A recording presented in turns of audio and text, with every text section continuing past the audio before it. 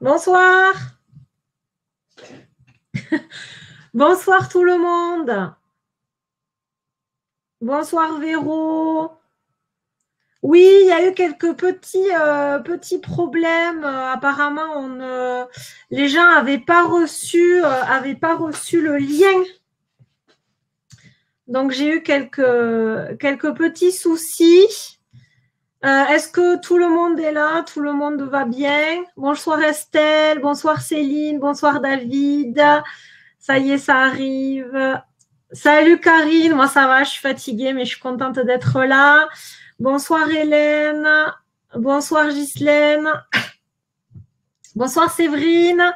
Ok, c'est bon, je vois que ça commence. Le lien, oui. Oui, le lien, je suis avéronaise, donc je dis les N. Bonsoir Gabriella. Ah, c'est cool, je suis contente, ça arrive, les gens arrivent. Oui, ça va bien. Ouais, les gens arrivent.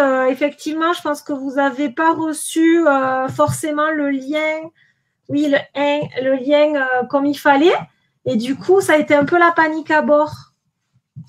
Alors, je laisse les gens arriver parce qu'on est beaucoup aujourd'hui, ce soir.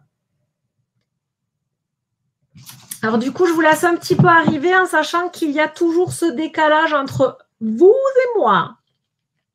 Donc, il y a toujours ce décalage. Donc, salut Marie-Cécile, Macha de Toulouse, ça me fait plaisir de te voir. Salut Benjamin, salut Quentin, Karen, salut Karen, Clarisse, ça y est, là, les gens arrivent. J'avais trop peur parce qu'effectivement, il y a eu des bises. Super Clarisse, bon, c'est cool que tu aies reçu le lien parce que j'ai renvoyé un message un peu en catastrophe, donc c'est cool. Bonsoir Céline, Catherine, Gabriella. Ok, oui, effectivement, c'est vrai parce que c'est ma faute. En fait, vous recevez les liens d'accès 2 heures avant et 30 minutes avant le webinaire. Donc, ceux qui s'inscrivent après, en général, ils ne reçoivent pas de mail. Donc, j'ai renvoyé un petit mail en catastrophe. Donc là, c'est bon. Bonsoir à tous. Je suis ravie de vous accueillir ce soir pour parler de se libérer des personnalités toxiques. Donc, pour ceux qui ne me connaissent pas, donc je suis Edith Pradalier, je suis coach personnel et professionnel. Et t'inquiète Clarisse, t'inquiète, de toute façon il y a le replay, donc t'inquiète. Et du coup, voilà, donc j'ai décidé en décembre de faire un webinaire gratuit par mois. Et c'est vous qui me donnez les thèmes.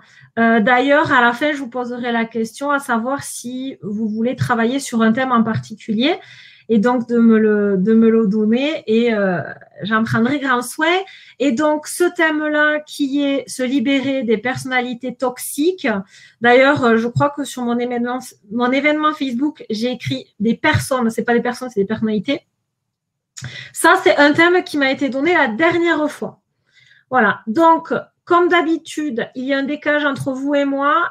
Je vais essayer, j'ai tendance à regarder le chat et je vais essayer de ne pas trop me laisser accaparer, sinon je vais perdre mon fil.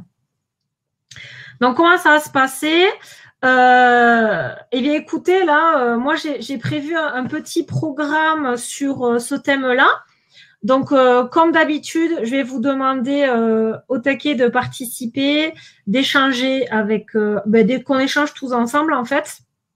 Parce que c'est le but de ces webinaires pour moi, c'est d'échanger.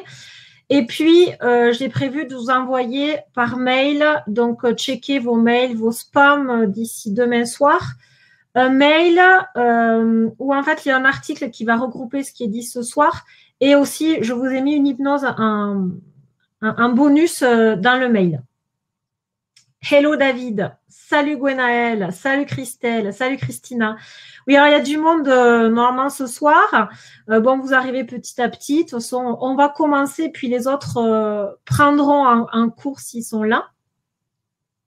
Alors, les personnalités toxiques. On y va? Tout le monde est prêt? On peut se lancer là? On peut y aller? Ouais, c'est bon? Vous êtes tous prêts? Vous avez pris votre boisson à côté de vous? Vous êtes tranquille? Tout va bien? On se lance? Bon, moi j'y vais en tout cas. Donc, les personnalités toxiques, on est d'accord, ça empoisonne la vie. Les personnalités toxiques, ça crée énormément de stress dans nos vies, dans nos relations, de conflits, voire même de complications inutiles. Merci Camille, on y va. Et il faut savoir, donc ça a été démontré scientifiquement, qu'en fait, lorsqu'on vivait dans un stress pendant plusieurs mois, ça tuait les neurones de façon définitive. Et de ce fait, ça rend notre cerveau beaucoup moins efficace et résilient. Donc, en gros, les personnalités toxiques sont dangereuses physiquement, là je parle physiquement, pour notre santé. D'accord? Les personnalités toxiques, on les trouve, mais ça vous connaissez un peu, on les trouve... super Clarisse. Pardon, David il dit j'ai mon plat de pâtes. Super en égo. Ouais, désolée, je vais faire des digressions parce que mes yeux ont tendance à regarder le chat. Il faut vraiment que je me recentre. Donc, les personnalités toxiques, on les retrouve dans la famille, que ce soit les parents, les frères et les sœurs. On les retrouve aussi dans le milieu amical, dans le milieu privé intime, dans le milieu professionnel. Vous savez, quand on met les gens au placard ou alors quand on donne un boulot énorme à une personne et qu'on lui dit « Ah, mais t'es nul, ça s'est pas fait, bon, etc. » On retrouve aussi les personnalités toxiques dans les milieux médicaux, dans la religion, enfin absolument partout. Et moi, ce que je voulais vraiment appuyer sur un point, c'est qu'il ne faut pas oublier notre propre prédateur intime. Vous savez, cette petite voix qui vous critique, qui vous fait faire tout sauf ce qui est bon pour vous, tout sauf ce qui est juste pour vous, le fameux critique intérieur. Et vraiment, il faut vraiment prendre conscience qu'on peut être toxique pour soi-même. Et ça, c'est important de le souligner parce que on a souvent tendance à parler des autres, en tout cas d'autrui, et n'oublions pas que nous avons un prédateur intime en nous, enfoui, qui cherche à nous bouffer notre critique intérieure notamment. Donc, il faut être très vigilant. Donc, moi, je vous avais préparé un petit sondage. Salut Jean-Patrick, salut Mégane. Alors, voilà, donc je vous avais préparé un petit sondage que je vais lancer. Vous l'aurez dans le chat. C'est déjà, avez-vous déjà eu affaire à une personnalité toxique dans votre vie? Parce que c'est intéressant à voir si vous en avez déjà croisé une ou plusieurs. Et le deuxième sondage, c'est... Hop. Le deuxième sondage, c'est dans quel milieu vous l'avez croisé? Est-ce que vous avez tendance à croiser les personnalités toxiques au boulot, votre supérieur, vos collègues, etc. Est-ce que vous avez tendance à croiser les personnalités toxiques dans votre vie privée, votre partenaire, par exemple, notamment? Est-ce que c'est le cocon familial, vos parents, vos frères et sœurs, vos cousins? Et même, est-ce que c'est aussi dans les soins? Médecins, thérapeutes, parce qu'il y en a énormément, hein. Dans les thérapies, il y en a beaucoup aussi de personnalités toxiques, donc il faut vraiment être vigilant. Oh punaise! Donc pour le moment, vous êtes 100% à avoir répondu oui à « Avez-vous déjà eu affaire à une personnalité toxique ?» 100%. C'est très intéressant. Donc, n'hésitez pas vraiment à voter, hein, parce que ces sondages sont quand même assez pertinents. Et dans quel milieu? Vous êtes 64% à avoir répondu dans mon couple. Je ne sais pas si vous avez les résultats des sondages, mais moi, oui. Donc, 64% dans mon couple, 50% au travail, donc dans le milieu professionnel, 32% dans vos amis, donc le milieu amical, et 25% autres. Bon, ce qui est chouette là, c'est que personne n'a croisé de personnalité toxique dans le soin. Ah, si, pendant que je dis ça, ça change. Il y a une personne. Ça, c'est bien parce que c'est rassurant. C'est quand même rassurant. OK. Donc, je vois que vous avez quand même beaucoup eu affaire à des personnalités toxiques dans votre entourage. Alors, je vais vous montrer comment va se passer le webinaire. Hop, hop, voilà. Je ne sais pas si vous voyez le... Si vous devez voir mon partage.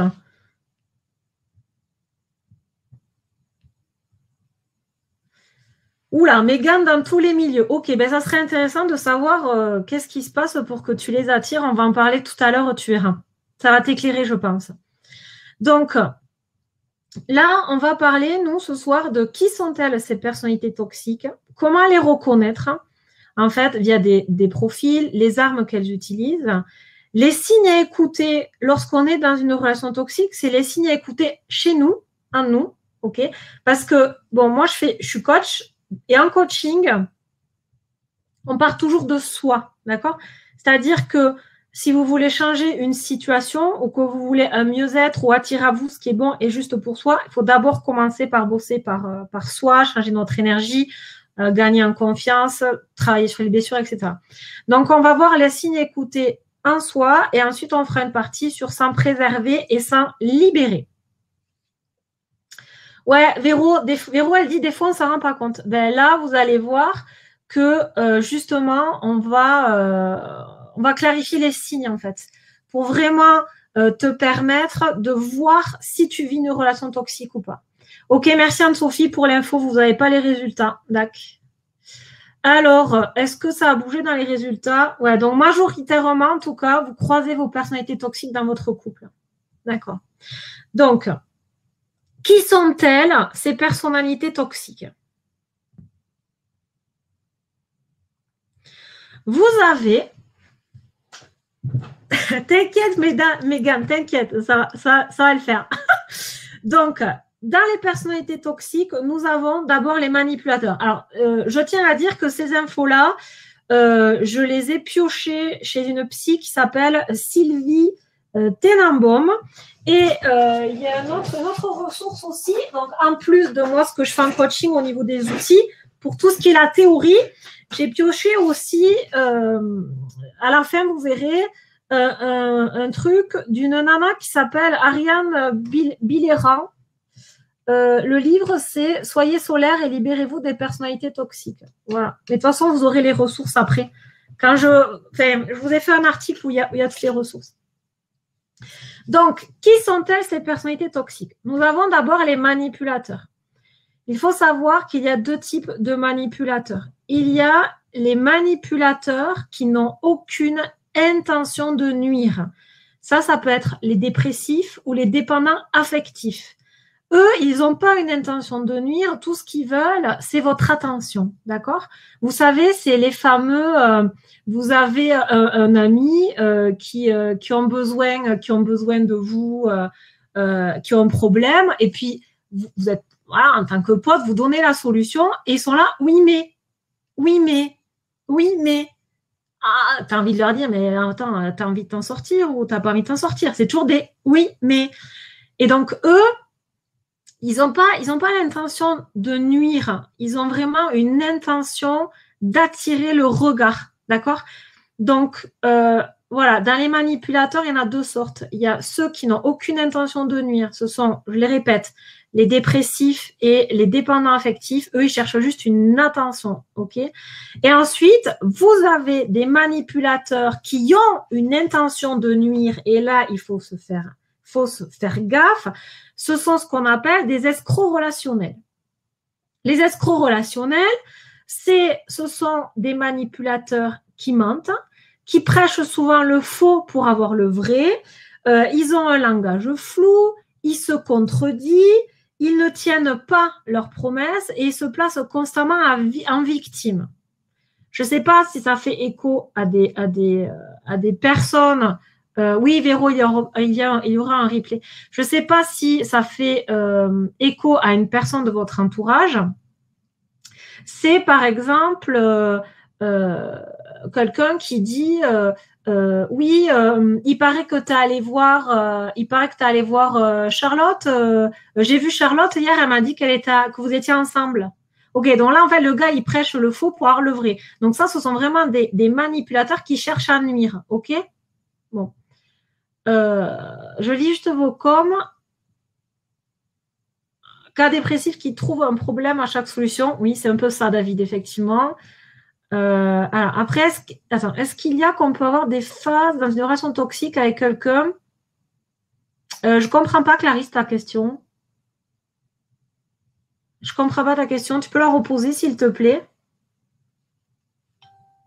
Oups, j'éteins mon téléphone. Excusez-moi, je ne l'ai pas mis en silencieux. Voilà. Ensuite, on a le narcissique. Le narcissique, lui, c'est celui qui est susceptible et autocentré. D'accord? Lui, c'est celui qui est toujours en quête de succès et d'admiration. En fait, l'autre n'est juste qu'un objet pour le mettre en valeur. OK? Donc, eux aussi, c'est des personnalités toxiques. D'accord? C'est vraiment des personnes qui cherchent à se mettre en avant, quitte à vous écraser. En fait, se servent de vous pour être dans la lumière. Ouais, je lis en même temps vos commentaires. Du coup, excusez-moi s'il y a des temps de silence. Parce que j'aime bien suivre, c'est vachement intéressant vos échanges. Ensuite, dans les personnalités toxiques, vous avez le pervers. Le pervers tout court, attention.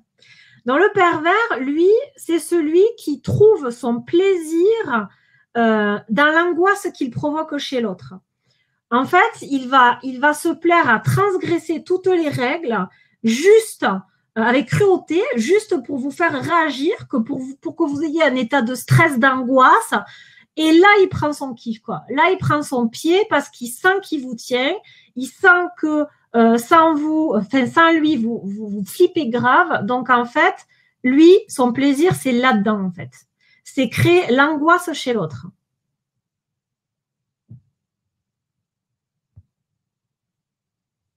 Ouais, alors Mégane, quand on a souvent des parents qui sont toxiques, là, il va falloir creuser dans les blessures pour rééquilibrer tout ça. Ah, c'était une affirmation, excuse-moi. Je disais que par moment, ce n'est pas forcément la personne qui est toxique, la relation d'elle-même. Oui, tout à fait. Tout à fait. Oui, de toute façon, quand on est dans une relation, c'est quand même deux énergies, deux personnalités qui s'expriment. Donc, ce n'est pas la personne qui est toxique, mais plutôt sa personnalité. Est-il possible de le recadrer ou la relation est foutue? Non, non, non, non. Alors, on peut tout à fait se sortir d'une relation toxique. Hein. Tout à fait. Il n'y a pas de problème. On en parlera après si vous le voulez bien. Donc là, je continue dans les personnalités toxiques. Donc, on a vu les manipulateurs, les narcissiques, les pervers. Ensuite, il y a le pervers narcissique. On en parle énormément du pervers narcissique. Le pervers narcissique, lui, son plaisir, c'est d'avilir. Son plaisir, c'est d'humilier. C'est d'anéantir l'autre. Et attention, ça laisse pas de traces puisque c'est sans violence physique. Lorsqu'on est avec un ou une, parce qu'on est d'accord qu'il y a autant de femmes que d'hommes toxiques dans la relation, en tout cas en tant que personnalité, lui, le kiff, le plaisir du pervers narcissique, c'est que l'autre n'arrive plus à penser, à réfléchir sereinement, quoi. Il est tellement bousculé dans tous les sens, il est tellement humilié, il est tellement rabaissé qu'il n'a plus la capacité d'être presque, j'ai envie de dire. C'est très violent, en fait. Exactement, ouais, Audrey. C'est abominable, tout à fait. Et les pervers narcissiques, eux, ils détruisent l'énergie de leur proie. Si vous avez plus de force de vie, c'est foutu, quoi. Je veux dire, déjà, pour réfléchir, c'est mort. Il n'y a plus d'énergie pour réfléchir. Donc, ils dénigrent, ils critiquent la personne, ils méprisent les désirs de sa proie. Alors, je dis proie parce que c'est réellement un prédateur. Il l'isole progressivement de son entourage et il est très sournois, donc il est très, très malin. Il n'est jamais satisfait. Alors, il vous pose une question, vous lui répondez, il n'est pas satisfait de la réponse et en plus, il vous dit que vous ne comprenez rien. OK, donc ça, c'est clair. Et il est incapable de se remettre en question. Le pervers narcissique est dans un déni total. Pour le pervers narcissique, il est merveilleux, il est fabuleux, il est aidant, il est solaire, il est tout ce qu'il veut. D'accord? Il ne se voit pas pervers narcissique. Et il joue beaucoup le rôle de la victime. OK? Oui, David, on peut être toxique malgré soi.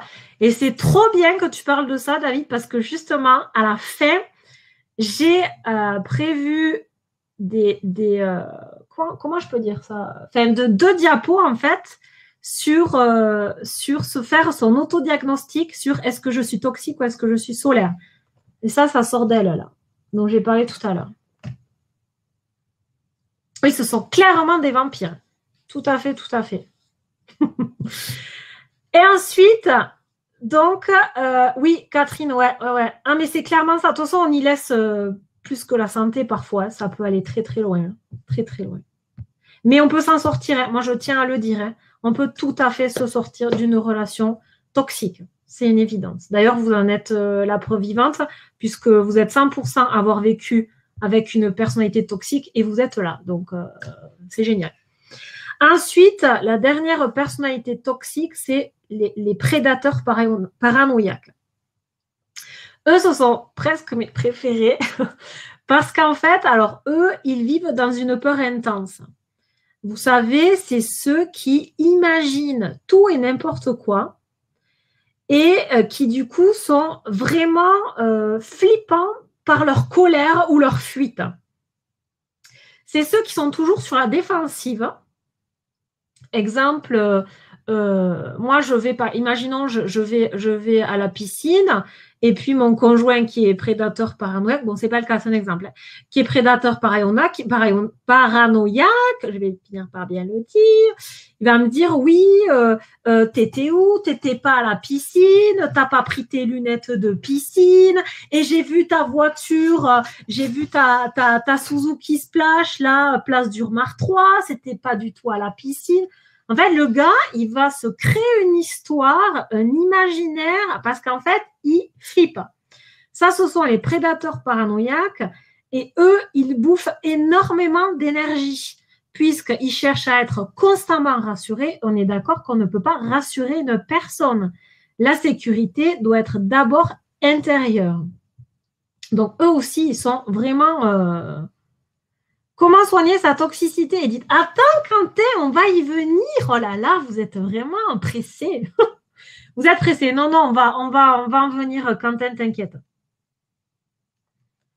Exact, Hélène. Ouais, ils essaient de nous faire croire qu'on ne tourne pas rond. Ça, ce sont souvent les pervers narcissiques, d'ailleurs, qui font ça. Ouais. Ah, mais alors ça, alors vous avez un mot, vous avez dit un mot, tous là. C'est le verbe fuir. C'est clair que face à des pervers narcissiques ou à des personnalités toxiques, le seul mot d'ordre, c'est fuyons. OK? Il n'y a pas de essayer de convaincre, je vais l'amener à changer, ça ira mieux. Non, on se barre. Cassos. OK? Vraiment, c'est le principal truc à faire, c'est ça. Ensuite, quelles armes ils utilisent? Non, parce qu'on est d'accord qu'ils utilisent quand même des armes redoutables. Pour moi, mais c'est avec ma carte mentale à moi, pour moi, la première arme qui est destructrice et très efficace, c'est la séduction. Les personnalités toxiques ont un charme, une affirmation de soi, une confiance en eux qui font qu'on est séduit. Qui plus est, ils ont une capacité à lire l'intime de l'autre qui fait qu'en fait, ils arrivent de suite à créer un lien étroit de cœur à cœur entre la personne et elle, quoi.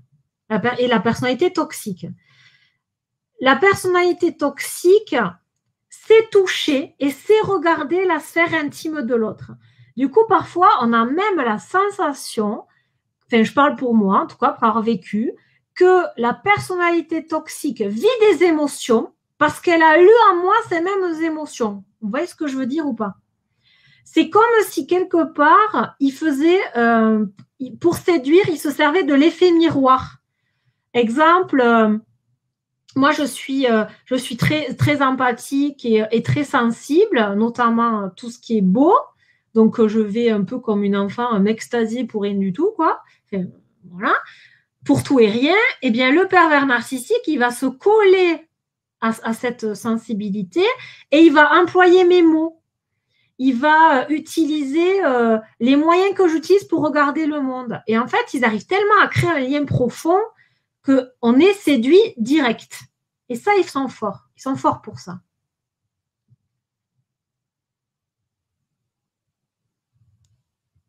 Je lis le com de Clarisse.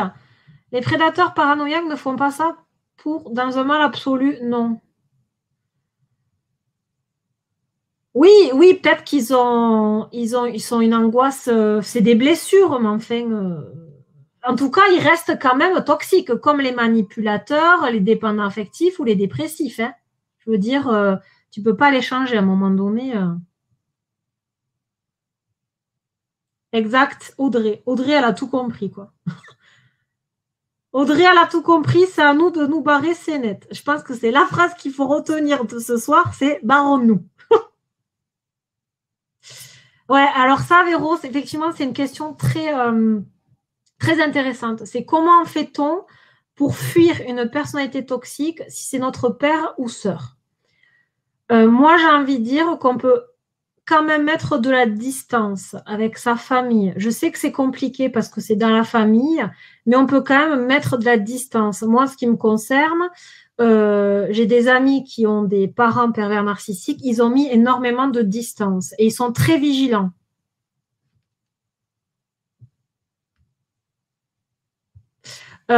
Oui, Quentin, du coup, chacun de ses profils cités est un séducteur. Moi, je dirais que de manière générale, oui. En fait, puisque même quelqu'un qui est victime, il va se servir du côté sauveur que tu as en toi. Tu vois ce que je veux dire? Du côté j'ai besoin de toi et toi tu peux m'aider parce que toi tu es rayonnant, tu es intelligent, tu es bienveillant. Je sais que tu aimes l'autre donc aide-moi. Tu vois, il va jouer sur cette corde sensible. Et si on est un peu sauveur et qu'on n'est pas vigilant, on se laisse prendre et tu vas donner ton énergie. Et l'autre, il va dire oui, mais, c'est pas suffisant, oui, mais. Et toi, tu vas donner, jusqu'à que ça te rince. Avec plaisir, Véron. Ensuite, les armes qu'ils utilisent, c'est la disqualification. Ça, c'est beaucoup utilisé chez le manipulateur le narcissique et le pervers narcissique. Et d'ailleurs tous même, parce que même les paranoïaques. La disqualification, c'est le fait de de dévaloriser l'autre. Ok? C'est le fait de manipuler ses fragilités. C'est le fait de le faire culpabiliser. Moi, je vous donne un exemple. J'ai fréquenté un pervers narcissique. Un jour, on a pris vous savez, à la mer, là, les vélos libres, là, donc comment ça s'appelle? Les voiturettes, là, où en fait, c'est du vélo et on a 4 assises dessus, là. Bon, eh bien, j'étais avec ma famille et lui, on était nombreux, et à un moment donné, je voulais conduire. Et puis, comme ça, il me dit, ah, mais c'est toi qui prends le volant? Ah ben d'accord, quoi. Mais cette phrase, quoi, juste cette phrase, et sur ce ton-là, en gros, ça voulait dire, non mais de toute façon, t'es qu'une merde, si tu prends le volant, on va se casser la gueule, ou on va pas rouler, ou tu vas cogner contre quelque chose, ou je ne sais pas quoi. Donc, chaque fois, ils vous disqualifient, et attention, hein, c'est toujours de façon très sournoise. Ils vous disent pas, sauf si vraiment c'est à la fin, je veux dire, bien établi votre relation, ils vous disent pas cash, non mais t'es qu'une merde, tu comprends rien. Ah, ils vous disent pas ça comme ça. C'est encore plus sournois. Ils vous disent par exemple, non mais je t'ai posé une question, mais là tu m'as pas répondu là, la question t'as pas compris en fait la question. Putain, mais ils nous font douter parce que du coup on se remet en question. Mais est-ce que j'ai vraiment compris la question? Est-ce que je suis complètement à côté de la plaque? Qu'est-ce qui s'est passé? Et c'est vachement sournois parce qu'en fait, c'est comme s'ils prenaient des détours pour attaquer notre confiance en nous, quoi. Et pour nous faire douter de nous-mêmes et de notre intelligence et de notre façon d'être, de notre façon de faire. C'est terrible, quoi, terrible. Dans la disqualification, c'est le moyen aussi utilisé souvent après la séduction, d'ailleurs. Et puis, ça fait des up et des down. Hein. C'est « Oh, t'es magnifique tu es merveilleuse, tu es la femme parfaite, idéale. » Bim, attends, mais t'as rien compris. Pourquoi tu fais ça, là? C'est n'importe quoi. Et ça peut être en une demi-seconde. Hein. C'est du up and down en une demi-seconde. Hein. Du coup, on est paumé. Et ça, c'est quoi? C'est la communication pervertie. La communication pervertie, c'est-à-dire qu'ils envoient un message flou constamment. Ils ne sont jamais clairs dans leurs propos. Jamais. Ils vous disent tout et son contraire. Ils rendent souvent l'autre responsable de tous les problèmes. Tous les problèmes. C'est la faute de l'autre. Il fait des demandes contradictoires. Moi, à une époque, j'avais ce compagnon-là, il me demandait un conseil pour son entreprise, je lui réponds et juste après, il me dit en gros, tais-toi. Donc, à un moment donné, je suis perdue. Qu'est-ce qu'il veut? Il veut mon avis ou il veut que je me taise? J'allais dire, c'est tragique, mais c'est tragique pour l'être, quoi. Il fait du chantage, des exagérations, il donne des faux bons conseils, il crée vraiment de la confusion chez la proie ou la victime. On est complètement paumé. Et dès qu'on est paumé et qu'on doute de soi, c'est là que tout finit. C'est là que tout finit pour la confiance en soi, l'amour de soi, l'image de soi. Bref, l'estime de soi, elle est plus qu'égratignée là. Là, la plaie, elle commence il y a un petit peu de pu qui coule là. Ça commence à être dégueulasse. Bon, excusez-moi, j'étais un peu dégueu là. Alors, attendez, je reprends le chat. Ouais, Megan, partir. Non, c'est pas évident. Hein. Au début, c'est très, très dur. Hein. Mais on va le voir tout ça. Là. On va le voir maintenant. Oui, tout à fait. Mais tout à fait, Céline. Ils sont méprisants, hautains et parfois sous couvert de l'humour. Mais l'humiliation, c'est quoi l'humiliation? Vous savez, parfois, quand on se casse soi-même, quand on fait rire l'autre de soi, c'est parfois de l'humiliation. Et ça, c'est une blessure, l'humiliation. Donc, oui. Ils utilisent beaucoup, effectivement, l'humour pour humilier l'autre. Et parfois en public même, hein, parce que du coup, ça va, il y a l'humour, donc ça passe. Véro, tu le recevras normalement, le replay, regarde tes spams. Est-ce qu'on peut dire que chacun des prophéties fonctionne et communique sous forme de jugement? Ah, Quentin, tu poses toujours des questions pertinentes, toi. Je réfléchis. Du coup, sous forme de jugement, oui, parce qu'il parle toujours en tu. Tu comprends pas, tu n'as pas compris ma question, mais qu'est-ce que tu fais? Mais c'est pas comme ça qu'il faut faire. Donc, pour moi, c'est du jugement. Après, si les autres ont des avis, moi, je suis preneuse, mais pour moi, effectivement, c'est du jugement. De toute façon, dès que tu cherches à humilier l'autre et à l'avilir, tu le juges. C'est comme une merde. Pourquoi emploie-t-on le terme, super Clarisse, pourquoi emploie-t-on le terme personnalité toxique que personne toxique? Alors, en fait, Clarisse, il faut savoir que, comment te dire? On emploie le mot personnalité parce que une personnalité n'est pas une personne. Une blessure n'est pas une personne. Une émotion n'est pas une personne. Ta colère ne te définit pas. Ta tristesse ne te définit pas. Ta personnalité sombre ne te définit pas parce que la personne est beaucoup plus que cela. Tu vois?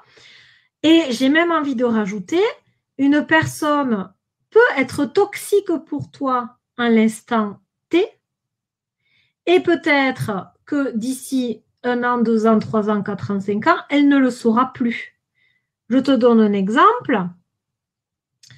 Imagine, je rencontre une personne qui soit un manipulateur, mais sans intention de nuire, donc qui soit dépressif. OK?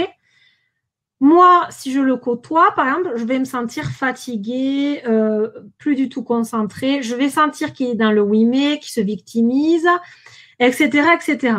Moi, je vais vouloir me barrer du coup, puisque pour moi, il est toxique pour moi. D'accord? À l'instant, tu vois, dans cet instant-là. En revanche, donc je vais me barrer, tu vois, je vais faire ma vie. Enfin, en tout cas, je ne vais pas l'inclure dans ma sphère intime. D'accord? Imagine cette personne fait un taf sur elle. Donc, elle bosse, elle fait des thérapies, du coaching, bon, j'en sais rien. En tout cas, elle travaille sur elle, tu vois. Et imagine que je la rencontre 6 mois, 1 an après. cette personne, et là je dis cette personne, n'est plus la même, n'est plus celle que j'ai connue avant. Tu vois ce que je veux dire?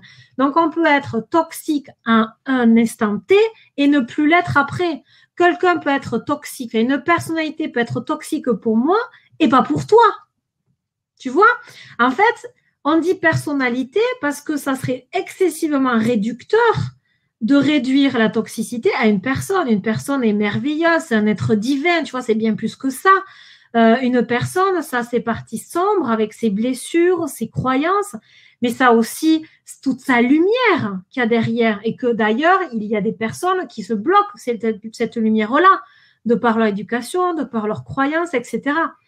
Donc, une personne, c'est le yin et le yang, quoi. Si je fais un peu du schéma facile, c'est le yin et le yang, le blanc et le noir, l'ombre et la lumière. Une personnalité, c'est on cible sur quelque chose dans la personne. Tu vois ce que je veux dire?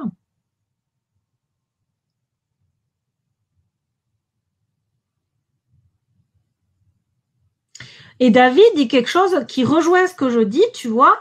David dit, par son témoignage, merci David, j'ai été dans les deux cas moi-même. Donc, à la fois victime d'une personnalité toxique et à la fois personnalité toxique. Donc, tu vois, c'est vraiment, c'est pas une personne, quoi.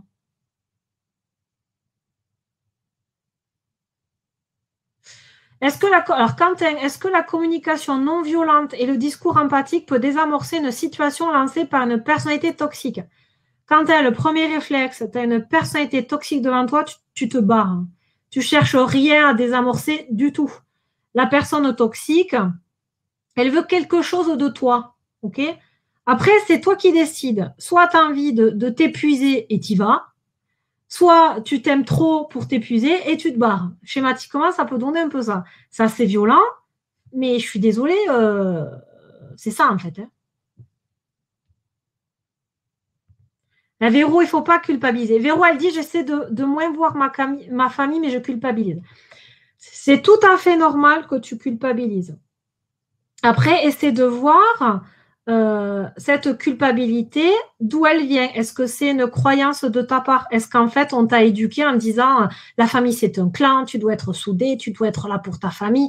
Si c'est ça, par exemple, c'est une croyance, du coup, c'est cette croyance qui te fait culpabiliser. Donc, essaie d'aller voir cette part de toi qui culpabilise et de lui donner tout ton amour et de la rassurer. Et c'est pas parce que tu t'éloignes de ta famille que tu n'aimes pas ta famille. Tu t'éloignes de ta famille parce que tu te choisis. Ok? La différence, c'est ça. Tu dis pas non à ta famille, tu n'es pas contre ta famille, mais tu es pour toi. Tu te choisis toi. Tu vois ce que je veux dire?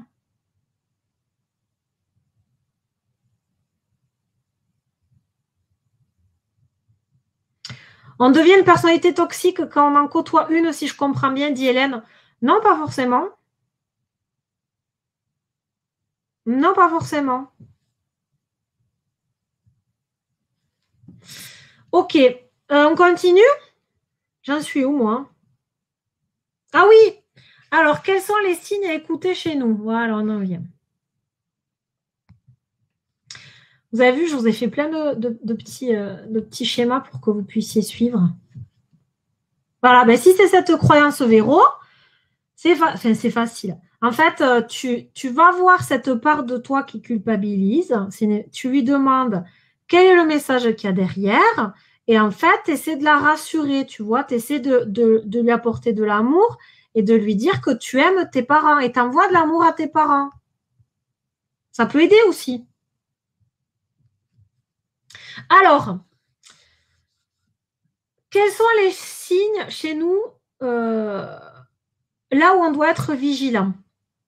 Il faut savoir que donc, quand on est dans une relation avec une personnalité toxique, on n'arrive plus à réfléchir ou à penser sereinement, ok? Et tout ce qui est volonté personnelle, intégrité, dignité, espoir, tout ça, ça fout le camp, d'accord? Comment on sait qu'on est dans une relation toxique? Faites attention, soyez vigilants à votre comportement, à vos comportements. Si par exemple, vous avez peur de la solitude et de ne plus être aimé. Parfois, on reste avec une personnalité toxique parce qu'on a peur d'être seul et de ne plus être aimé. Parce qu'effectivement, les personnalités toxiques, vu qu'elles voient nos failles, elles voient tout, quoi. On a poil devant ces gens. Ben, du coup, elles font t'es merveilleuse, t'es conne, t'es merveilleuse, t'es conne. Mais quand elles sont dans le côté t'es merveilleuse, elles nous envoient de l'amour. D'où l'intérêt, lorsqu'on veut se libérer des personnalités toxiques, c'est de s'aimer soi, de s'apporter cette nourriture d'amour, de ne pas avoir besoin de l'autre pour nous apporter cette nourriture-là qui est l'amour. Ok. Ensuite, souvent on dit, alors je ne sais pas si c'est le cas de certains d'entre vous, on dit « Oh mais ça va s'arranger, au début il n'était pas comme ça » ou « Au début elle n'était pas comme ça, là bon c'est une période, ça va s'arranger ». Ah, ça c'est mort. Hein.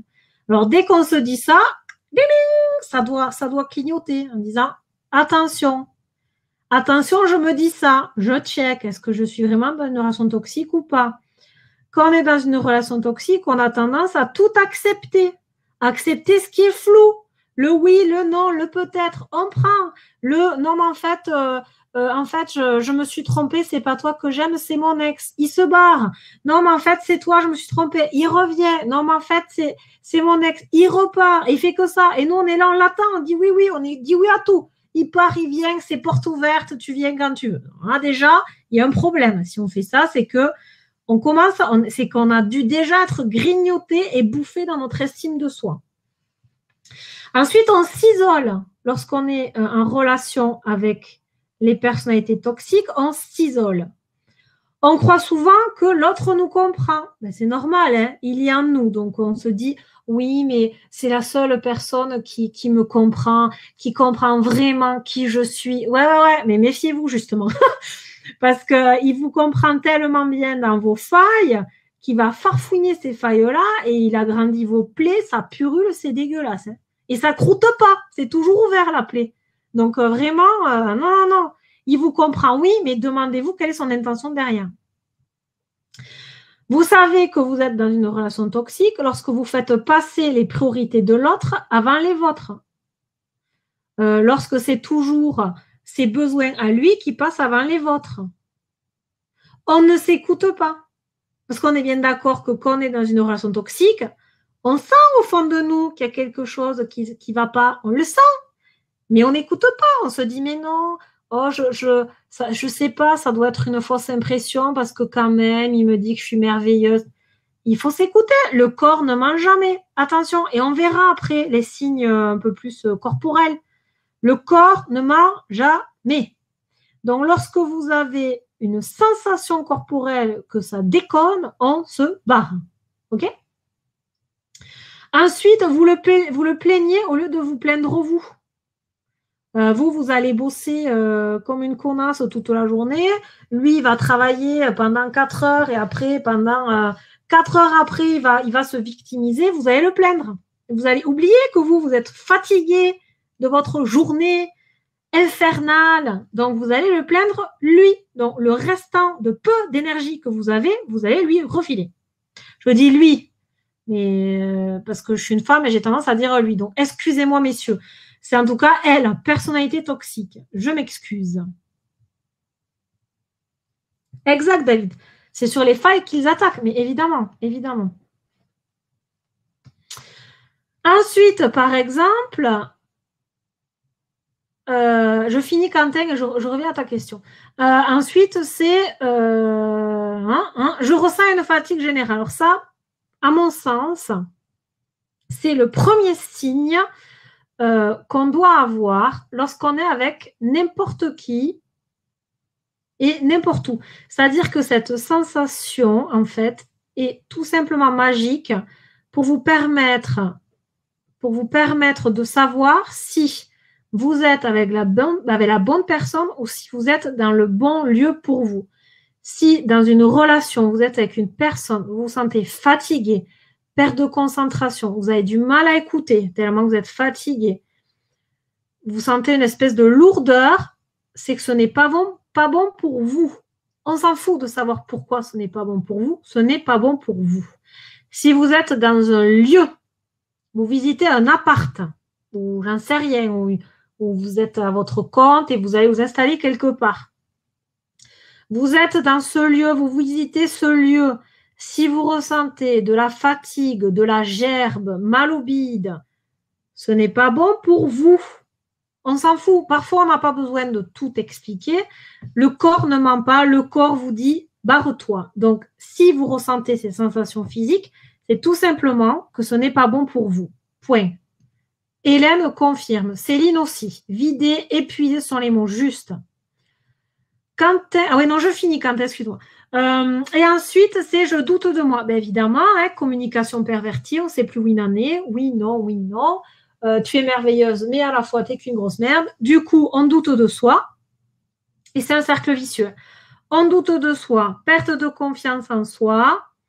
Du coup, on devient presque en désamour de soi-même, puisqu'on fait confiance à l'autre. Et l'estime de soi, elle est au plus bas.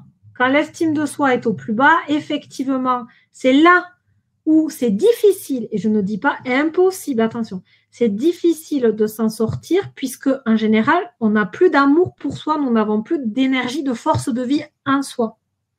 Parce que l'autre a tout bouffé. C'est pour ça qu'il faut réellement protéger cette estime de soi, cette confiance en soi et cet amour de soi. Quentin, comment accepter le comportement de fuite face à une personne toxique? Est-ce que tu as un exemple, Quentin, quand tu dis fuite? Parce que il faut savoir quelque chose, c'est que ça ne sert à rien de vouloir convaincre ou de vouloir mettre face à ces incohérences une personnalité toxique. Ça ne sert à rien, Quentin. La personnalité toxique est dans la plupart du temps un déni complet. Donc, ça ne sert à rien à part toi te bouffer de l'énergie.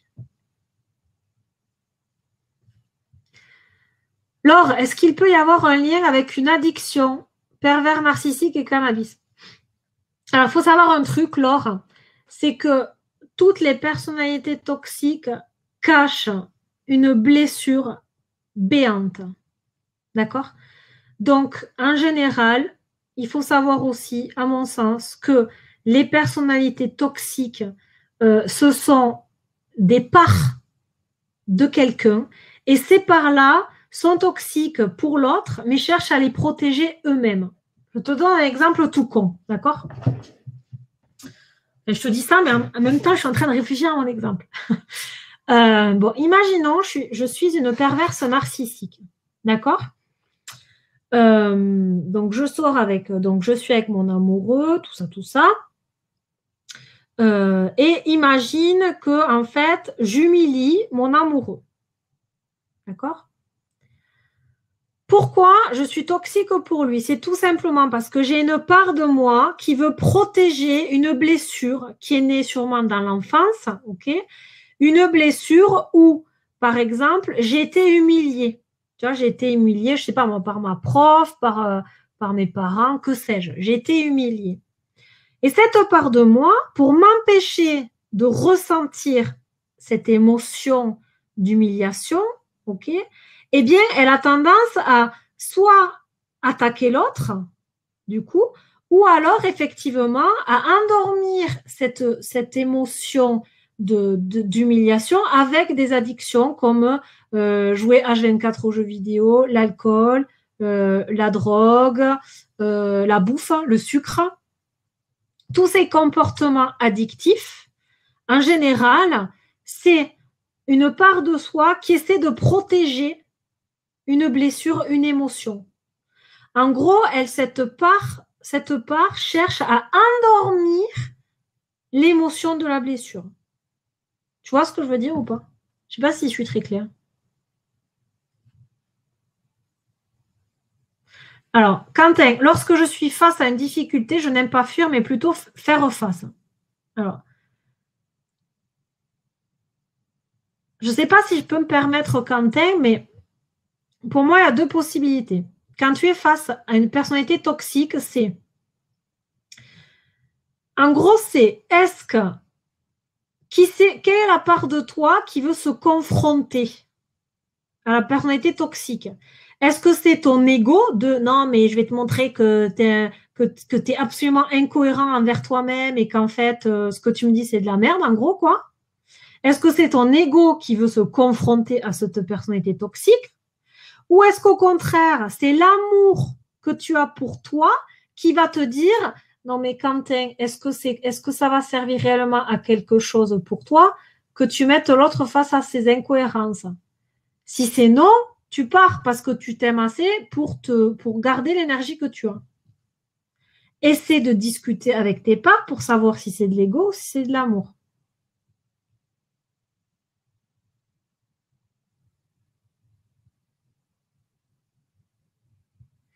Catherine, lorsque l'on détecte une personnalité toxique, peut-on la combattre en utilisant ses propres armes?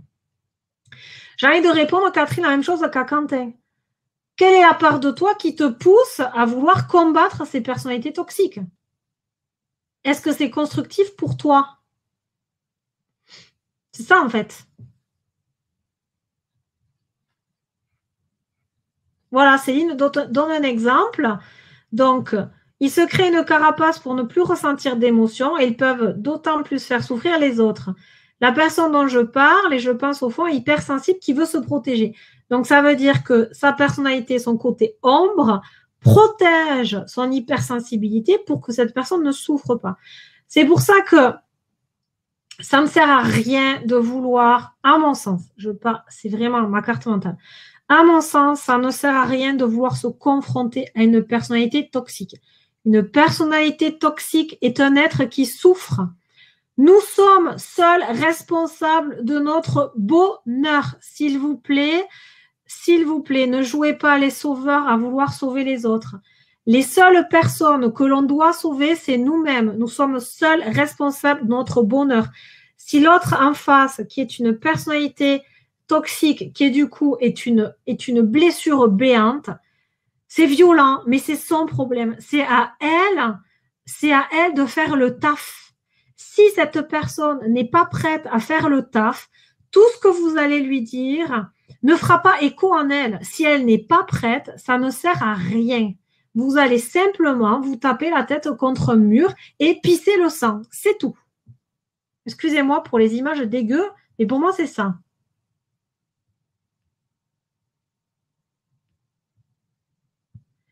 Merci. Bon, je vois que vous confirmez, donc ça va. Voilà. Voilà ce que je voulais dire en tout cas vis-à-vis de ça. Justement, je voulais vous poser une question, enfin 2 questions d'ailleurs. C'est est-ce que dans les gens qui suivent le webinaire ce soir, est-ce que certains, vous avez réussi à vous en sortir donc de ces relations toxiques? Et en suivant, j'ai une autre question, un autre sondage dans le chat, c'est combien de temps est-ce que cela vous a pris pour retrouver une certaine confiance en vous? Je suis très intéressée de connaître ça. Ah, bon. Alors, je vous donne les... Alors, attendez un peu parce que... Allez les gens, là. Donnez vos réponses pour que ça soit le plus... j'ai oublié le mot pas juste, mais comment on dit? J'ai oublié... représentatif. Parce que pour le moment, 43% des personnes sont en cours de sortir d'une relation toxique. 29% sont sortis d'une relation toxique. 29% sont encore dans une relation toxique. Je tiens à dire à ces gens-là, regardez les gens qui en sont sortis. C'est possible. Regardez les gens qui sont en cours de libération. C'est possible. D'accord? Ce n'est pas une fatalité. On peut se sortir d'une relation toxique. 53% ont mis plus de 2 ans à se reconstruire. Enfin, en tout cas, à reconstruire une croyance. 35% de 1 à 2 ans et 12% de 6 mois à 1 an. OK? C'est possible. Moi, je veux réellement que vous gardiez ce message en tête. On peut se sortir et se reconstruire après avoir vécu dans une relation toxique. C'est très important. de garder ça en tête.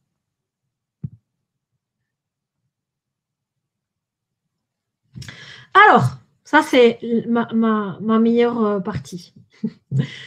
Donc, comment s'en préserver et s'en libérer? Le premier point que j'ai envie de dire, c'est de rester vigilant. Il y a énormément de personnes qui pensent que jamais elles ne tomberont dans le panneau d'un pervers narcissique. Erreur. Ne jamais se dire jamais. Restez toujours vigilant, toujours. Attention à l'ego.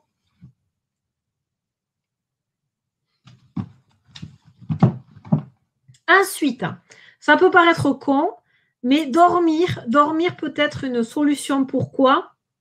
Parce qu'on sait très bien que pour que le cerveau se recharge et il voit plus clair, il faut dormir. On sait très bien que le manque de sommeil suffit à augmenter encore plus l'hormone de stress. Donc déjà que dans une relation toxique, on est stressé, là l'objectif, ça va être quand même d'apaiser ça. D'accord? Donc dormir, méditer, pleine conscience, tutti quanti. Travailler, alors moi à mon sens, c'est une des clés essentielles de se sortir des relations toxiques, c'est travailler sur ses propres blessures. Lorsque j'étais, moi à une époque, bon, je vous raconte ma vie, mais moi à une époque, pendant à peu près, donc j'ai 40 ans, hein, sur les 10-15 ans de ma vie, j'attirais que des personnalités toxiques pour moi. Ok? Et un jour, une personne m'a dit que tu attires les personnalités toxiques est une chose. Que tu choisisses d'y aller, c'en est une autre. Cette phrase, vous ne pouvez pas savoir comme ça a été une clé pour la suite de mon aventure intérieure. Mais réellement une clé. Parce qu'elle a soulevé une blessure à moi qui était complètement dingue. C'est-à-dire que moi, j'allais vers des hommes toxiques qui me faisaient du mal et je dois avouer que ça m'excitait. Pourquoi ça m'excitait? Parce que j'étais en tellement, mais total désamour de moi-même que du coup, je me servais des autres pour me faire du mal. Et c'est un peu... elle n'est pas toute seule, la nana dans sa tête. Mais c'était ma partie obscure, dégueulasse, mais au plus haut point, quoi. Moi, tout ce qui était dégueu, ça m'attirait à mort, quoi. Mais parce que je cherchais littéralement à me détruire. Et qu'au lieu, alors la bouffe, ça suffisait pas pour me détruire. Du coup, je choisissais d'aller voir des hommes toxiques pour me détruire. Comme ça, j'avais un peu plus de chance de finir en miettes. Et du coup, j'étais contente. Et du moment que j'ai fait ce travail sur cette blessure, et que je me suis rendu compte que j'étais en total désamour de moi-même, il a fallu simplement que je travaille sur l'amour de moi, ok, pour sortir de ce schéma. Et maintenant, je peux vous assurer d'un truc, c'est que le partenaire que j'ai actuellement, il ne faisait absolument pas partie de mes critères avant, quoi. C'est le jour et la nuit. Et ce qui est trop drôle, c'est qu'actuellement, j'ai un partenaire qui me respecte totalement. Il n'y a aucune relation de pouvoir entre nous, ok? Et on est dans une totale autonomie, ok? C'est-à-dire que vraiment, là, c'est un langage de cœur à cœur, d'être à être, d'essence à essence. Et moi, si j'ai vraiment quelque chose à vous dire ce soir, c'est pour vous libérer des personnalités toxiques et briser ce schéma, il faut réellement travailler sur ces blessures. Qu'est-ce qui fait que vous choisissez ce type de relation? Parce qu'à un moment donné, on a beau dire ce qu'on veut, il faut se responsabiliser un minimum, on les choisit, ces relations. Inconsciemment peut-être, mais on les choisit. Donc, allez farfouiner dans vos blessures. La clé, elle est là-dedans, dans vos blessures. Ensuite, comment on peut se libérer ou se préserver des personnalités toxiques? C'est s'entourer de personnes solaires. Et là, je vous renvoie à ce bouquin-là. Les personnes solaires, ce sont des personnes qui sont souvent souriantes, bienveillantes, qui font du bien par leur seule présence. Ce sont les genres de présence qui vous gonflent d'énergie. Elles sont là, vous êtes là, la relation s'installe et vous vous nourrissez mutuellement. Donc, en fait, vous êtes constamment, l'énergie circule. Vous donnez, vous recevez, vous donnez, recevez. Du coup, ce sont aussi des personnes qui ont une forte qualité de présence. Elles sont à l'écoute. Le lien, il est là, il y a un partage. Elles aiment vivre dans le beau, le vrai, le juste, le bon. C'est vraiment... ce sont des personnes qui unifient et qui créent. Voilà. Plus vous allez vous entourer de personnes solaires, plus vous allez, du coup, monter en vibration. Ensuite, lorsque... Là c'est pour se préserver des personnalités toxiques, il faut ne pas se laisser envahir. C'est con, mais si moi je ne fume pas et que je me retrouve avec un fumeur, soit je vais partir, soit je vais dire à la personne, excuse-moi, est-ce que tu peux aller fumer dehors? Je ne me laisse pas envahir par le fumeur. Pourquoi ne pas faire pareil avec une personnalité toxique?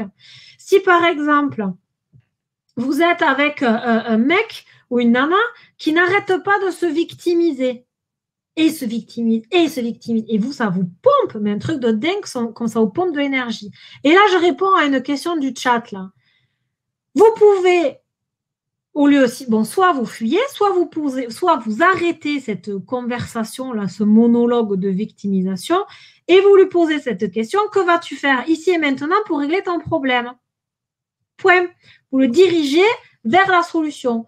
Et s'il est toujours dans la victimisation, eh bien, dans ce cas-là, vous posez vos limites et vous partez. Ensuite, pour vous préserver d'une personnalité toxique, le plus, c'est de rester dans le factuel. Et encore, même eux, ils vont s'arranger pour vous emberlificoter. Mais toujours être le plus factuel possible. Ensuite, on peut se recadrer. Et par exemple, se recadrer en se posant la question suivante. Si mon meilleur pote ou ma meilleure amie vivait ça, qu'est-ce que moi j'en penserais? Si ma pote me racontait ça, qu'est-ce que moi j'en penserais? Qu'est-ce que je lui dirais? Est-ce que je trouverais ça normal de vivre ce qu'elle est en train de vivre? Ça, c'est bien se recadrer, ça aide beaucoup aussi. Demander de l'aide. Alors ça, en général, lorsqu'on est dans une relation toxique depuis plusieurs années, il est vivement conseillé de demander de l'aide. Demandez de l'aide. Osez demander de l'aide. Parce que vous en aurez besoin pour vous reconstruire. Après avoir passé des années dans une relation toxique, on a besoin d'aide. Poser ses limites et refuser de se justifier. Alors ça, j'aime bien. Redresser la tête et le corps. En fait, il a été prouvé scientifiquement que si vous redressez corporellement quelqu'un qui est déprimé, en fait, il va ne plus se sentir déprimé. Si le corps, parce que quelqu'un de déprimé, il est courbé un peu. Si vous le redressez, s'il se redresse, ses émotions aussi vont suivre. Et ça, c'est marrant parce que ça reprend la notion de rester conscient de ses émotions et de ses sensations physiques. Une des clés là, la sensation du corps, le corps, c'est vos émotions. Comment je me sens? Est-ce que je me sens déprimée? Est-ce que je me sens lourde? Est-ce que je me sens fatiguée? Warning! Warning! Ça pue. Regardez votre temps et votre espace intérieur. Est-ce que j'ai l'impression d'étouffer? Est-ce que j'ai du temps pour moi? Bon, parce qu'en général, les pervers narcissiques, dès que vous avez du temps pour vous, ça déplaît. Alors, ils vont vouloir investir votre espace intérieur. Est-ce que vous avez encore de l'intimité?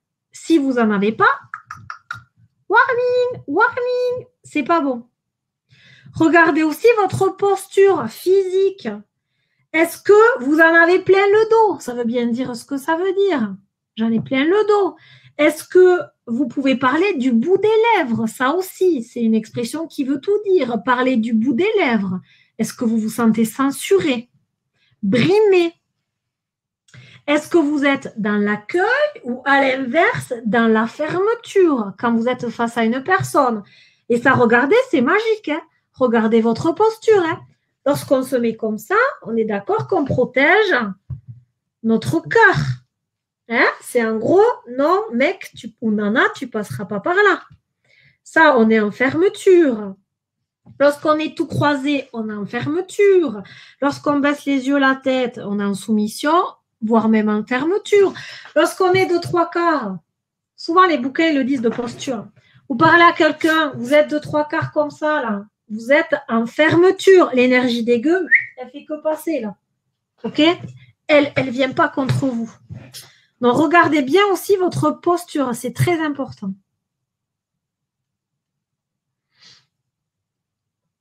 Alors, Clarisse, une personne qui se victimise n'est pas toujours une personnalité toxique. Cela peut simplement signifier qu'elle a un cruel manque de confiance en soi ou d'estime. Ça dépend, Clarisse. Moi, j'ai envie de te dire, imagine, tu manques de confiance en toi et tu me dis, ouais, j'aimerais bien rencontrer un mec, mais je manque de confiance en moi, j'y arrive pas, blabla. Si moi, par exemple, je te donne des solutions, que je suis ta pote, je ne suis pas ta coach, donc je peux te donner des solutions parce que je suis ta pote. Et donc, je te dis, ah, mais tu devrais t'inscrire là et tout, ça marche bien. Ah, mais sinon, tu n'as qu'à venir à une sortie chez moi, tatati, tatata. Si tu es en mode oui, mais, excuse-moi. À un moment donné, je vais te dire, écoute, Clarisse, est-ce que tu as envie de trouver un mec ou pas? Ou est-ce que tu as juste envie ou est-ce que tu as juste besoin de mon attention? Tu vois? C'est ce que j'ai dit au début, c'est-à-dire que quelqu'un qui se victimise sans cesse n'a pas forcément une intention de nuire, mais elle est toxique lorsque toi, elle te bouffe ton énergie. Tu vois? En fait, pour moi, la toxicité, le mot toxique vient juste du fait de est-ce que c'est bon pour moi ou pas? Est-ce que la personne est bonne pour moi ou pas? Est-ce qu'avec cette personne, je me sens fatiguée ou je me sens nourrie d'énergie? Pour moi, c'est ça la question à se poser. Oui, Karine. Future naturopathe. La posturologie, très importante sur bien des points. Je suis d'accord. Yes. Quentin, pourquoi refuser de se justifier? En fait, alors Hélène te répond, plus on se justifie, plus ça se retourne contre nous. Et Hélène a raison, c'est-à-dire qu'il faut que tu partes du postulat qu'une personnalité toxique veut te nuire et te rabaisser. Et on en revient à ta question précédente. Plus tu vas vouloir te justifier, plus tu vas vouloir lui prouver quelque chose. Un exemple tout con. Je suis ton amoureuse, Quentin, et je te dis, oui, tu m'as pas... Donc, je t'appelle, tu réponds pas. Et je te dis, oui, Quentin, je t'ai appelé 3 fois dans la soirée, t'as pas répondu, t'étais où, t'as fait quoi, putain, franchement, moi, je me sens pas bien et tout, où t'étais? Tu vas te justifier, là, pour me rassurer. Donc, tu vas te justifier, je sais pas, tu vas me dire, oui, ben excuse-moi, j'étais avec mes potes, là, j'ai commencé un jeu, on va dire que tu joues aux jeux vidéo, je sais pas si tu y joues, mais c'est pas grave. Oui, j'ai commencé un jeu vidéo et tout, et du coup, j'étais avec mes potes et j'ai pas vu le temps passer. Tu te justifies, mais moi, je suis toxique, je veux te nuire, et là, tu m'as blessé, ok? Tu m'as blessé, je me suis sentie abandonnée par toi, ma blessure est éveillée, donc ma toxicité, mon côté ombre, va vouloir te bouffer. Et là, Quentin, je vais te dire, ah ben évidemment, tes potes comptent plus que moi, je vois bien. En plus, tu m'avais dit hier que tu jouais pas pendant des heures, que tu jouais que 5 minutes, tu tiens pas tes paroles, tu tiens pas tes promesses, tu vois, je peux pas te faire confiance, Quentin. Bim, ça se retourne contre toi. Je rejoins Hélène. Et en plus, j'ai envie de te dire, Quentin, si tu es dans ton bon droit, pourquoi ressens-tu le besoin de te justifier? Si quand tu te justifies, des fois, c'est que tu n'es pas à l'aise avec ta décision. Pose-toi la question, si tu ressens le besoin de te justifier, est-ce que tu es à l'aise avec ton choix? Si tu n'es pas à l'aise avec ton choix, effectivement, tu ressentiras le besoin de te justifier. Si par exemple, on m'invite à une soirée et qu'on me dit, ouais, Edith, demain, ça fait longtemps qu'on ne s'est pas vu et tout, on fait une bouffe chez Tartampion. 2 possibilités. J'ai pas envie d'y aller, je suis fatiguée. Je dis, non merci, une autre fois. Je ne me justifie pas, je n'ai pas besoin de me justifier, je suis très bien avec moi-même.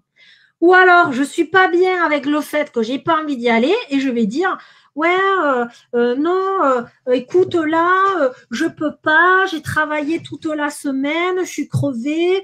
En plus, demain, je dois me lever parce que j'ai rendez-vous avec machin, alors que ce n'est pas forcément vrai, mais bon, tu vois, je me justifie. J'ai rendez-vous avec machin et tout, et vraiment, j'ai vraiment besoin de dormir, blablabla. Dès que tu ressens le besoin de te justifier, pose-toi la question, est-ce que je suis à l'aise avec mon choix? Tu vois, Quentin, tu te justifies. Alors, je suis désolée, j'ai dû rater plein de coms. Bon, c'est pas grave, on avance de toute façon parce que je vois que l'heure retourne. Je voulais aussi vous parler d'un truc. Alors, justement, de cette nana-là, de ce bouquin-là. Même si... alors, je ne suis pas forcément OK avec tout ce qu'elle dit, cette femme, mais j'ai trouvé l'idée sympa. C'est faire votre autodiagnostic, à savoir est-ce que vous êtes plutôt solaire ou plutôt toxique. Une personne solaire, plutôt solaire, aura tendance à vivre chaque instant comme un cadeau de la vie. Aimer la joie, elle aime la joie, la nature, la solitude. Elle a un idéal d'élévation spirituelle, des valeurs morales, d'intégrité, de confiance à la puissance de la vie, c'est-à-dire qu'elle ne s'inquiète pas. Tout est parfait dans sa tête, tout est parfait. Ce qui doit être est. Voilà. En général, les gens plutôt solaires, les personnalités plutôt solaires, savent ressentir la bonne peur, celle qui vous alerte d'un danger pour vous protéger, et non pas celle qui la peur de l'imaginaire, des croyances, etc. Les personnalités plutôt solaires n'ont aucune tolérance pour la pollution psychique. C'est-à-dire que si elles croisent une personnalité qui les fatigue, elles se barrent. Point. Elles cherchent à rien du tout. Elles s'aiment, elles d'abord, donc elles se barrent. Elles savent s'entourer de personnes bienfaisantes pour elles-mêmes. Donc, une personnalité plutôt solaire va s'entourer de personnalités plutôt solaires. Elles considèrent chaque épreuve comme source d'enseignement. Il n'y a pas d'échec, il n'y a que des apprentissages constants. C'est une phrase que j'adore dire et en plus, j'y crois, mais dur comme fer. Il n'y a pas d'échec, il n'y a que des apprentissages constants. Les personnes plutôt solaires ressentent une paix intérieure. Et les personnes plutôt solaires respectent la dimension sacrée de la vie et travaillent en harmonie avec elle. Ça veut dire quoi? Ça veut dire que les personnalités plutôt solaires respectent l'autre dans son intégrité. Si moi j'ai une capacité d'empathie et que j'arrive à voir les failles des autres, je ne vais pas m'amuser avec. Je vais respecter le rythme de chacun dans l'évolution de chacun. Une personne qui veut sauver quelqu'un ne respecte pas le rythme de la personne. Si la personne n'est pas prête, elle n'est pas prête. Point. Oui, il se passe des choses en commentaire.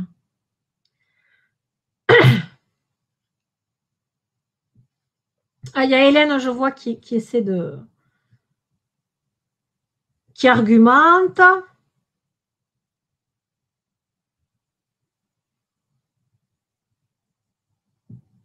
C'est juste, voilà. Une personne solaire dira, c'est juste, ce qui arrive est juste, dans le sens, juste et bon pour moi. Si je rencontre une personnalité toxique, c'est bon et juste pour moi, parce que ça me permet de révéler mes blessures, parce que du coup, ça me permet de penser ces blessures, ça me permet d'évoluer sur mon cheminement intérieur. Merci la vie. Et merci les personnalités toxiques qui viennent à moi pour refléter les blessures que je n'ai pas encore soignées.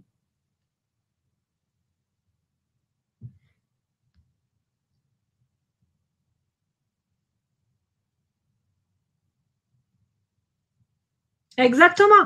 Alors ça, moi, je trouve que c'est magique aussi, quoi.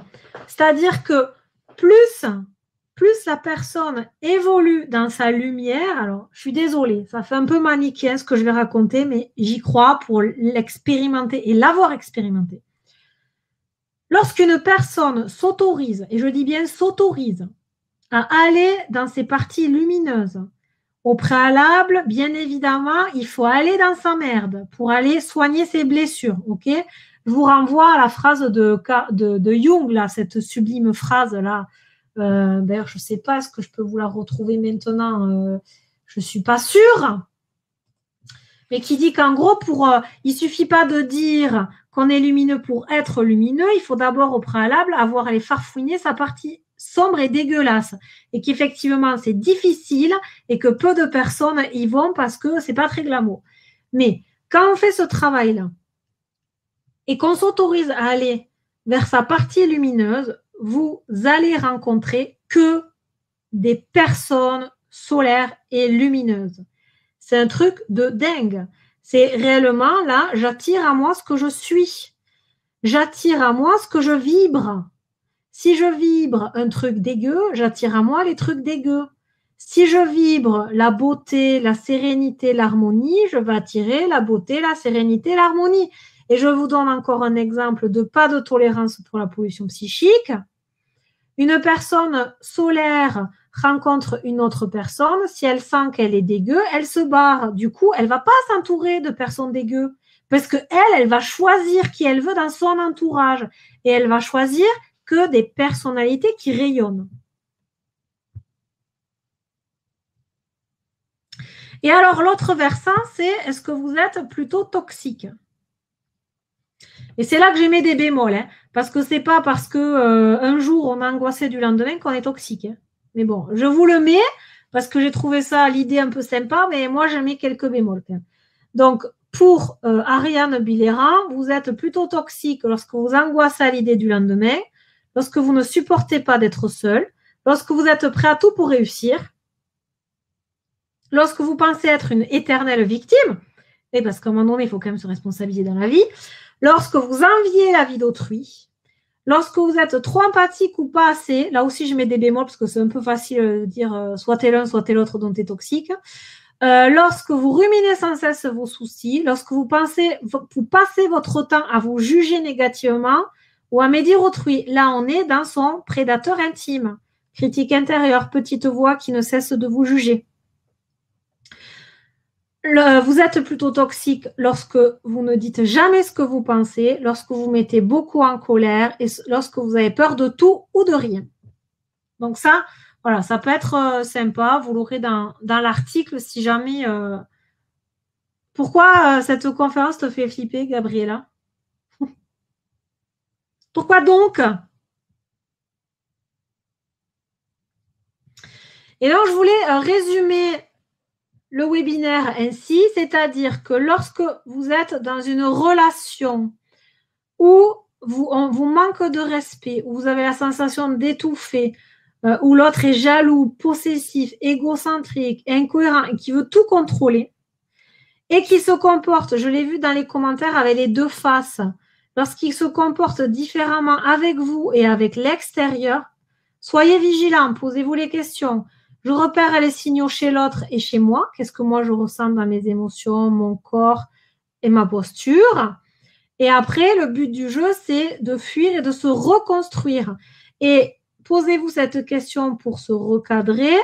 Est-ce que si cela arrivait à une personne que j'aime, qu'est-ce que j'en penserais? Est-ce que je trouverais ça normal?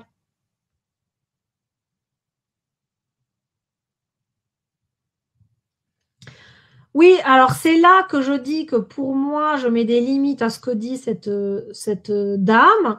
C'est parce que pour moi, c'est pas parce qu'on est trop empathique ou pas assez qu'on est toxique. Après, je pense que c'est peut-être quand on est... Ben, je sais pas du coup. Là, je suis pas tout à fait d'accord avec elle. Je l'ai mis parce que j'ai trouvé le concept de l'auto-évaluation intéressante.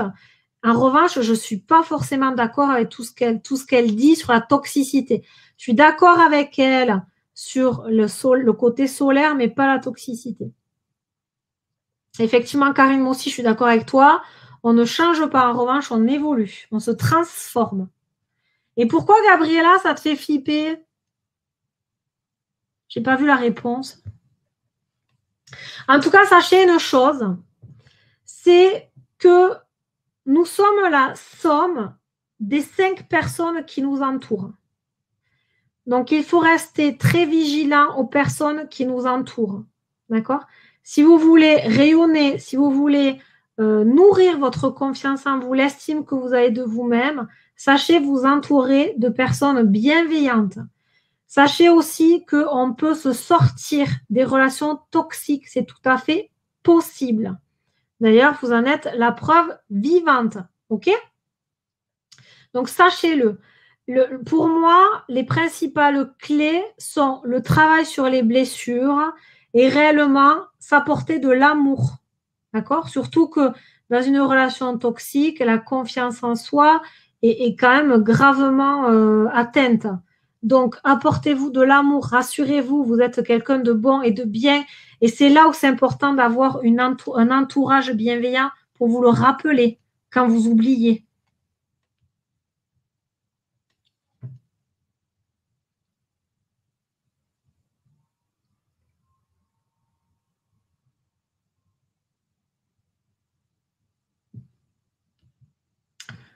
C'est faire à limite un jugement de sa peur. Oui, c'est pour ça, encore une fois, je mets beaucoup de réserve vis-à-vis de sa définition et son auto-évaluation de toxicité. Les peurs, il faut aller chercher derrière. Est-ce que ta peur, c'est une croyance? Je sais pas, moi, si par exemple, j'ai rencontré un mec sur Internet et je me dis, ah, il va pas s'intéresser à moi, je suis pas assez belle, tout ça, c'est des croyances. Donc ça, c'est absolument pas validé. Tu vois, ça, c'est une croyance. C'est pas que tu es toxique, il faut juste aller au-delà.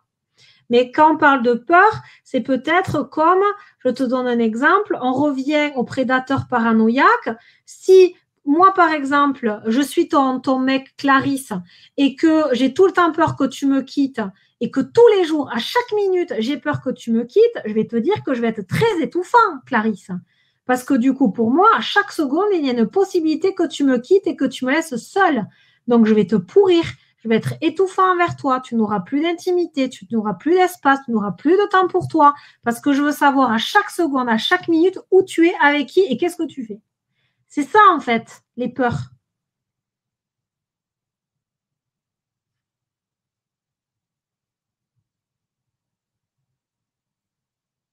Alors, Véro qui se sent obligée de garder ses relations, même si elle t'empoisonne la vie, pose-toi les bonnes questions, Véro. Qu'est-ce qui fait, j'arrête le partage, qu'est-ce qui fait que tu ressentes ce fort besoin de garder ces relations? Quel est ton bénéfice secondaire? Quelle est la part de toi qui veut se rassurer en gardant ces personnes?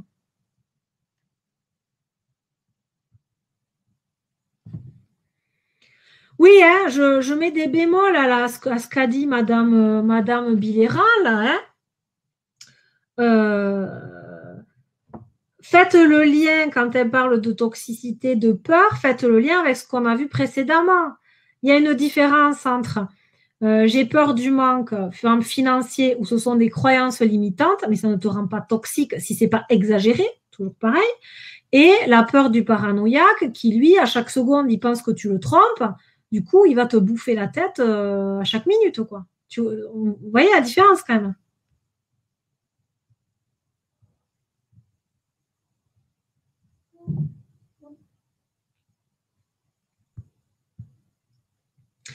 Et je dis une chose aussi, c'est que les personnalités toxiques sont des personnes en souffrance. Donc, c'est comme tout un chacun. Plus les personnes vont travailler sur leurs blessures, et mieux elles vont se porter, et mieux elles vont appeler à elles les bonnes personnes. Parce on est d'accord que les personnalités toxiques souffrent. Ok? Elles ne sont pas heureuses d'être comme ça. Une personne qui a constamment peur qu'on la trompe n'est pas heureuse, on est bien d'accord. Donc, la toxicité, elle la répand aussi sur elle-même.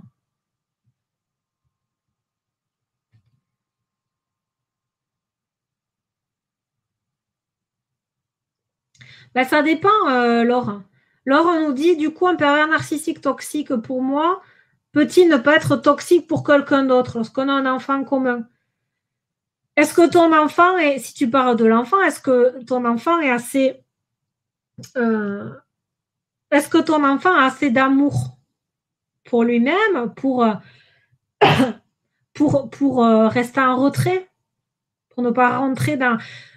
Moi, je suis convaincue, d'après mon expérience et de ce que j'ai vu, que plus on s'apporte de l'amour, plus on se protège des relations toxiques. Pourquoi? Parce qu'on n'est plus contre soi ou contre l'autre, on est avec soi pour l'autre. La personnalité qui compte le plus, c'est nous-mêmes et l'amour qu'on se donne. Du coup, dès que vous vous aimez assez, vous choisissez les personnes qui vous nourrissent. Et vous n'avez plus... En fait,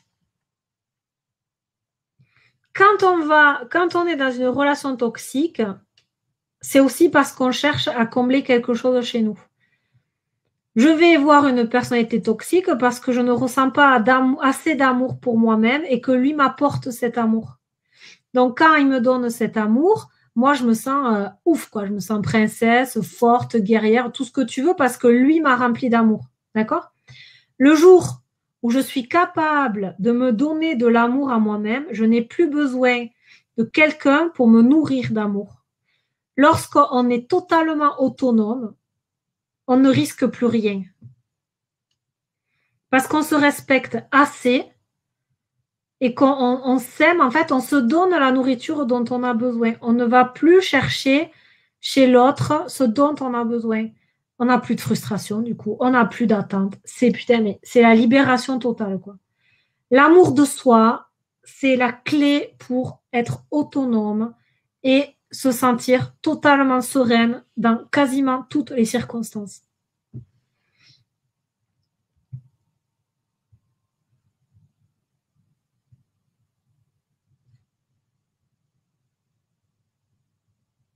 Mais ouais, mais Clarisse, on en revient à ça. Si elle ne sait pas comment demander de l'aide, peut-être elle n'est pas prête à évoluer. Il faut aussi respecter ça.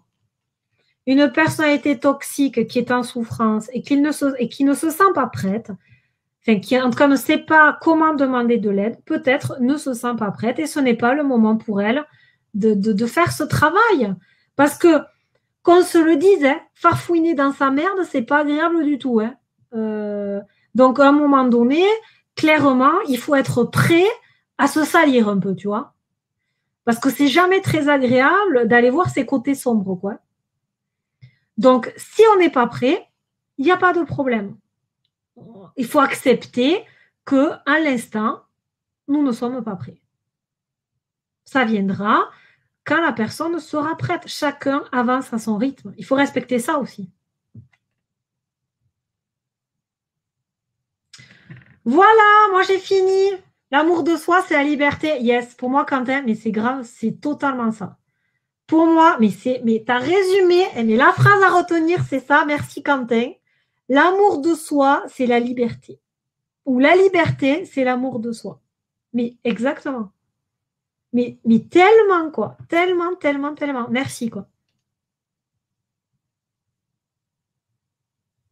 Alors, il y a Céline qui nous donne une ressource. Céline nous dit qu'elle a lu un livre qui l'a beaucoup aidé. C'est Pourquoi trop penser, rend manipulable de Christelle Petit-Colin. Ouais. Et moi, j'ai lu Je pense trop. D'ailleurs, que j'avais conseillé à Quentin. Je pense trop aussi, qui est super chouette comme bouquin pour les hypersensibles et les hauts potentiels. Et concernant les relations toxiques, il y a un film que perso, j'ai adoré. C'est Mon Roi de je sais pas qui. Attendez, je cherche. Il est de qui ce film? Il est génial ce film parce qu'il est tout en finesse. Mon Roi de Mai Wen, le film Mon Roi de Mai Wen. Et il y a aussi un bouquin, un roman de Delphine de Vigan qui s'appelle L'autre, qui parle aussi d'une relation toxique.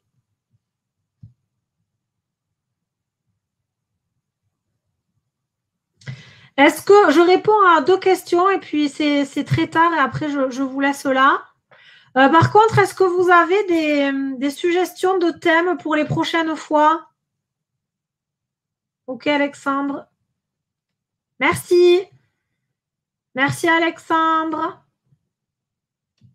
Est-ce que certains ont des thèmes à me suggérer? C'est le moment.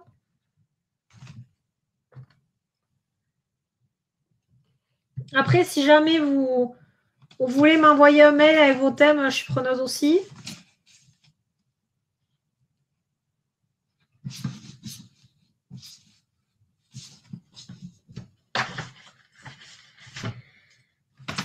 Donc là, vous allez recevoir demain un mail avec l'article qui reprend ce que je vous ai dit. Et puis, une hypnose aussi pour la confiance en soi. À partager, si vous la trouvez bien. Ok, Megan, de toute façon, j'ai écrit un article, il y aura toutes les infos dessus. Donc, t'inquiète. Et oui, donc il y aura aussi une hypnose. Si jamais vous la trouvez sympa, vous pouvez la partager, même l'article. Hein. Merci Céline. Est-ce que certains ont des thèmes à suggérer pour les prochains webinaires? Est-ce qu'il y a des besoins? Comment devenir riche? Alexandre, écoute, je ferai un webinaire sur ce thème quand moi-même je serai pété de thunes. Pour le moment, ce n'est pas le cas. Arrêtez de trop penser. Je note, David. Donc, ça serait sur le mental. Au potentiel. Là, c'est marrant, j'ai énormément de clients qui sont au potentiel, hypersensibles. Audrey, c'est pareil? Hypersensibilité. Ouais, Catherine, je suis d'accord avec toi. L'amour de soi, c'est ma liberté. Quentin, t'as fait fort avec cette phrase. Ok, dans les personnalités zèbres, au potentiel, c'est la même chose. Hypersensibilité. En général, ça se rejoint un peu, ces thèmes. La dépendance affective. Ah ben ça, c'est une blessure, hein, Nathalie, la dépendance affective.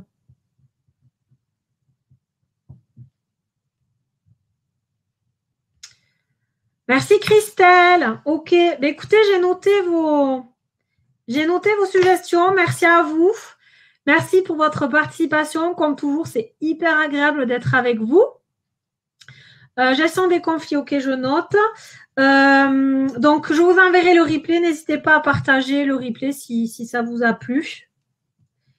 Et puis, voilà, il y a un groupe Facebook, la chaîne YouTube, et puis, etc., etc., etc. À partir de quand pense-t-on trop? Excellente question, Quentin. Peut-être quand ça te bouffe la tête et que tu n'as plus de sérénité en toi. Mais peut-être que chacun a ses limites de ça. Gestion des conflits, je l'ai noté. Merci, Catherine. Être angoissé pour l'avenir et le futur, ça aussi, Clarisse, ça rejoint des croyances limitantes et des blessures. Il faudra aller du côté des blessures pour te débloquer ça. Dépendance affective, ok, au potentiel. Oui, de toute façon, en général, au potentiel, zèbre et hypersensibilité, c'est un peu le même dada. La pensée positive, je note. Merci Audrey, merci pour ta participation. Merci Macha. Le livre, tu parles de quel livre, Gabriella? La place de l'imposteur. Pareil, hein, place de l'imposteur, c'est aussi une blessure. Hypersensibilité, ok. Bon, il y a beaucoup d'hypersensibilité. Salut Karine. Bon, ben écoutez, moi je vous remercie en tout cas de votre présence. Merci pour tous vos thèmes. Et puis je vous dis à très vite, ici et là, ou ici ou là. Salut David, merci pour ta participation. Et puis écoutez, ben, on reste connecté, on reste en lien. Et puis regardez vos spams demain parce que vous aurez le mail qui regroupe tout ça. Je vous souhaite une bonne nuit à tous. Merci d'avoir participé. C'était une joie pour moi. Je vous dis à très vite et n'oublions pas la phrase de Quentin, l'amour de soi, c'est la liberté. Merci Quentin. Bisous à tous.